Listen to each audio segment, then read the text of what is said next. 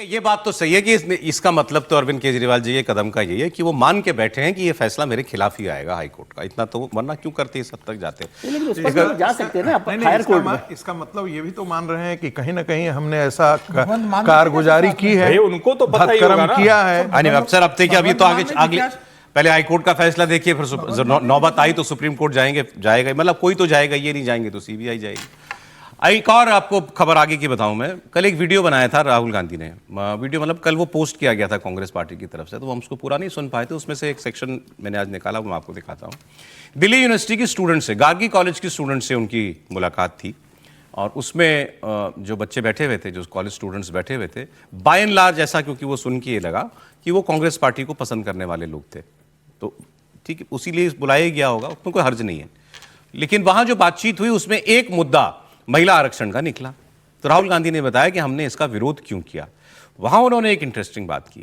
उन्होंने कहा देखो, ये साउथ के खिलाफ था पहली बात, और ये नॉर्थ साउथ की बड़ी लड़ाई जो है वो इससे शुरू हो जाती अगर हम इसका विरोध नहीं करते। हालांकि उस बिल में बार बार ये बात आई थी कि जो प्रोपोर्शन अभी है वही प्रोपोर्शन रहेगा, लेकिन फिर भी राहुल गांधी ने कहा इससे नॉर्थ साउथ का झगड़ा शुरू होता। फिर उन्होंने कहा यह बिल बीजेपी इसलिए लाई क्योंकि बीजेपी को यह गलतफहमी है कि वो उत्तर भारत में कभी हारेगी नहीं, और हम कह रहे हैं कि एक दिन जरूर हारेगी। फिर झगड़ा ही क्या है?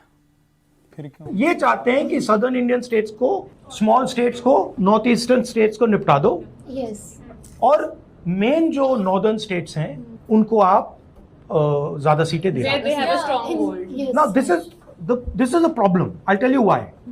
Because first of all BJP सोच रही है कि हम नॉर्थ इंडिया में कभी हारेंगे नहीं, वो सच नहीं है, वो हारेंगे, दैट्स अ डिफरेंट स्टोरी। वो कर क्या रहे हैं, वो पॉलिटिकल एडवांटेज लेने के लिए कॉन्फ्लिक्ट क्रिएट कर रहे हैं, और हमारा कहना है कि देखो भैया, कॉन्फ्लिक्ट नहीं क्रिएट करने देंगे। आपको अगर महिला की बिल पास करनी है, वो पुरानी बिल पड़ी है, उसको ले आओ। बाकी बातें बहुत 3-4 दिन बहुत बहस हुई, इस पर नहीं जाएंगे, लेकिन मैंने फिर इसको, क्योंकि रिकॉर्ड ये सेट करना जरूरी है, इस बिल में नॉर्थ और साउथ की सीटों के प्रोपोर्शन में कोई बदलाव नहीं हो रहा था, डर लग रहा है, सेम प्रोपोर्शन था, वो बिल्कुल क्लियर था। वो तो कोई ऐसा नहीं था कि नॉर्थ का ज्यादा बढ़ती और कम का अनुपात में दक्षिण की बढ़ती। तो नॉर्थ साउथ वाला झगड़ा तो फिक्शनल है, वो झूठ है, वो कुछ नहीं था ऐसा। जो बात उन्होंने दूसरी की उस पर बात करते हैं कि बीजेपी को लगता है वो नॉर्थ में कभी नहीं हारेगी। मुझे नहीं पता बीजेपी को ऐसा लगता है कि नहीं लगता, कांग्रेस पार्टी को क्या लगता है, सवाल ये है। समीर जी, अभी भी राहुल गांधी को ये लगता है कि नॉर्थ इंडिया में बीजेपी कभी नहीं हारेगी। भाई, जो सबसे बड़ा दल हराने की स्थिति में कभी था कांग्रेस, और जो सबसे बड़ा दल नॉर्थ इंडिया का था, उसकी हालत आज नॉर्थ इंडिया के अंदर क्या हो गई है। कौन है जो भारतीय जनता पार्टी को चुनौती देने की स्थिति में है? मैं ये नहीं कर रहा हूँ क्योंकि पार्टी राजनीतिक दल में चुनाव हार नहीं सकती, हार जीत लगी रहती है, लेकिन इतना मजबूत हो जाना, चुनाव दर चुनाव जीतते जाना, कौन सा दूसरा राजनीतिक दल है? क्या उत्तर प्रदेश में योगी आदित्यनाथ को हराने की हैसियत अखिलेश यादव या राहुल गांधी के अंदर है? क्या बिहार के अंदर जिस तरीके से तेजस्वी यादव 25 सीटों पर सिमट गए, यूपी को शामिल कर रहे हैं आप? बिल्कुल, योगी आदित्यनाथ को हराने की हैसियत आज की तारीख पर अखिलेश यादव में है ना, राहुल गांधी के अंदर है। दोनों मिलकर और मायावती को साथ भी ले ले, तभी योगी आदित्यनाथ को उत्तर प्रदेश में आज की तारीख में नहीं हरा सकते। तो यूपी का चुनाव भी आउट कर दिया है। बिल्कुल, अब योगी आदित्यनाथ काम बोला ना, 2017 से जी शक्ति ने जो काम किया है, 2027 तक का 10 साल का काम है। जनता काम के आधार पर तो मैंडेट देगी, और आपने विपक्ष में रह के क्या किया? मुझे नहीं लगता, पता नहीं राहुल गांधी ने ऐसा क्यों कहा। अगर वो लोकसभा की भी बात कर रहे हैं, राजस्थान में बीजेपी की सीटें कम हुई, हरियाणा में सीटें कम हुई है, उत्तर प्रदेश में हार गई, मध्य प्रदेश में साफ हो गई। नहीं, मैं कह रहा हूं बीजेपी की सीटें कम हुई है पिछले इलेक्शन में। लेकिन मैं तो ये कह रहा हूं कि उत्तर प्रदेश में हार गई भाजपा, 33 पे रह गई, 37 अखिलेश यादव की है। यूपी में जितना बड़ा झटका लगा। राहुल गांधी का ये कोर्स करेक्शन है, राहुल गांधी का ये डर है, महिला विरोधी होना राहुल गांधी पर चिपक गया है, इसीलिए अब ये तरीके वो खोज रहे हैं। कौन नहीं जानता है कि भाई सबका लाभ होता महिलाओं को, अगर परिसीमन होता 800 850 सीट अगर हो जाती तो किसका लाभ होता? महिलाओं का लाभ नहीं होता क्या? क्या जो राहुल गांधी के अगल बगल बैठी महिलाएं हैं उनको अवसर नहीं मिल जाता? मिल जाता। लेकिन चूंकि राहुल गांधी और उनकी पार्टी ने उसका विरोध कर दिया तो वो अवसर नहीं मिलेगा। नंबर 1। नंबर 2 ये कह रहे हैं उत्तर दक्षिण का वो कराने के चक्कर में, उत्तर दक्षिण क्या दोनों की सीटें पड़ रही थी, दोनों को लाभ हो रहा था। दक्षिण की पार्टियों ने कहा कि भाई हमारा लाभ हो रहा था, इतना बड़ा अवसर जगनमोहन रेड्डी भी कह रहे हैं और चंद्रबाबू नायडू भी कह रहे हैं। और जो सबसे बड़ी बात, अगर उत्तर भारत में भारतीय जनता पार्टी हार गई, हार जाएगी, हार रही है, आप जानते हैं, तो भी उत्तर भारत विरोधी बयान क्यों देते रहते हो भाई हर वक्त? वहीं से तो जीत के आ रहे हो, फिर भी ये बयान देते रहते हो। एक बार गए दक्षिण भारत तो कहा दक्षिण भारत के लोग तो बड़े मुद्दों पर वोट करते हैं, उत्तर भारत के लोग तो यूं ही कर, एक बार हार गए तो ये हाल हो गया। यानी जिस अमेठी ने लगातार जिताया, अभी भी आपके ही व्यक्ति को फिर से किशोरी लाल जी को जिता दिया है। आप इस तरह से बात करते हैं। यह दरअसल कोर्स करेक्शन की कोशिश है, क्योंकि देश भर में जो भारतीय जनता पार्टी ने मुद्दा बनाया, महिला विरोधी राहुल गांधी, ये इतिहास में दर्ज हो गया है। अरे जैसे राहुल गांधी की चिंताएं जो हैं वो दूसरी हैं। नॉर्थ की मैं बात करूं, आपको एक उदाहरण मैं देता हूं। राजस्थान के पूर्व मुख्यमंत्री हैं अशोक गहलोत। राजस्थान में तो हर 5 साल में बदलती है ना सरकार। कई राज्यों में ट्रेंड था, वो ट्रेंड भी टूट गया, लेकिन राजस्थान में बना हुआ है वो ट्रेंड अभी भी। गहलोत साहब ने एक बार फिर सचिन पायलट को लेकर बयान दिया, और मेरे ख्याल से गैर जरूरी बयान दिया था। अब आप क्यों दिया था वो मैं आपको बताऊंगा बाद में, पहले आपको बयान सुनाता हूं। उन्होंने कहा कि देखो, सचिन पायलट को भी समझ में आ गया है, वो मानेसर ले गया था विधायकों को, वो गलती हो गई थी, वो बात अब वो समझ चुका है, अब ऐसा नहीं होगा दोबारा। बयान सुनिए आप। सचिन पायलट जी को अनुभव हो गया है कि इस प्रकार की गलती करने के क्या अंजाम होते हैं, ठीक है ना। इसलिए अब वो समझ गए हैं, संभल गए हैं, समझ भी गए हैं, संभल भी गए हैं, और मैं उम्मीद करता हूँ अब वो हमें छोड़ के कभी नहीं जाएंगे। और कुछ कहना मुझे, और हमारी सबकी पूरी पार्टी एकजुट है उनके साथ में।